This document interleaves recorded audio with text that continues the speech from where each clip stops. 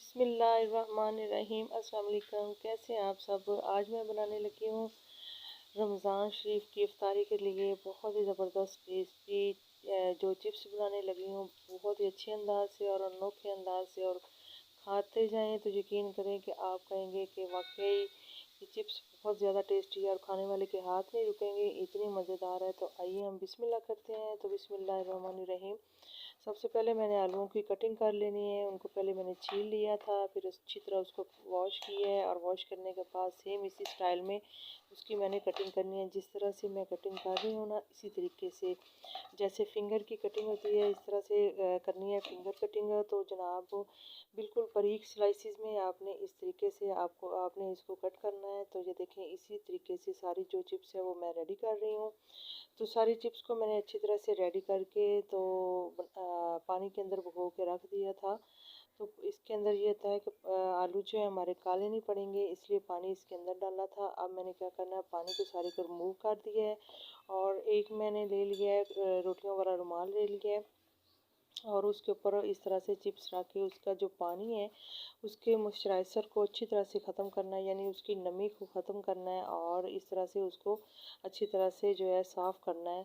तो अगर आपके पास किचन टॉवल है तो उसके साथ भी आप कर सकते हैं। तो या आप इसको अगर टाइम है तो आप इसको पंखे के नीचे थोड़ी देर के लिए फैला दें और पंखा चला दें, लेकिन मेरे पास टाइम कम था और मैं इसीलिए इस तरह से मैंने इसको सबको साफ़ करके एक शीशे के बाउल में डाल लिया है और अच्छी तरह से उसका पानी जो है निचोड़ लिया है। और अब मैं डालूँगी एक अदद अंडा।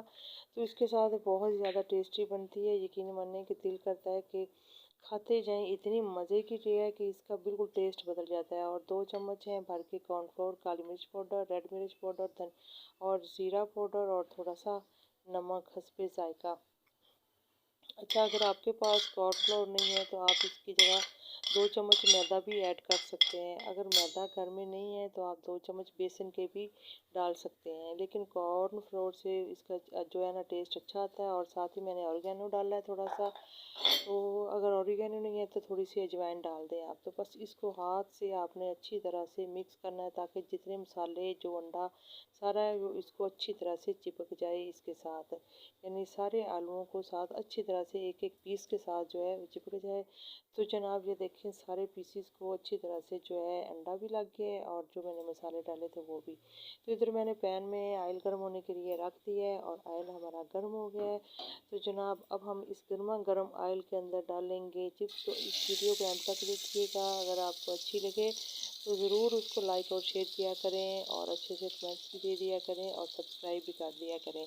तो जनाब गरम गरम तेल के अंदर इसको मैंने डाल दिया है। तो बस इस तरह चम्मच से आपने आहिस्ता आहिस्ता से हिलाना है और आपने फ्लेम जो है बिल्कुल हाई फ्लेम नहीं करनी, मीडियम टू लो फ्लेम रखनी है ताकि हमारे आलू जो है वो कच्चे न रह जाए और चिप्स हमारी क्रिस्पी बने और मज़े वाली बने, ताकि खाते वक्त जो है घर वाले बार बार मांगें। और इस तरीके से आप बनाएंगे तो क्या ही बात है। तो बस इसको इस तरह चम्मच के साथ हिलाते जाना है और जनाब फिर इसको पकाते जाना है। तो ये देखिए कि अभी से कितनी क्रिस्पी सी लग रही है। तो बस ये एक हमारा जो पूरा है वो रेडी हो गया है।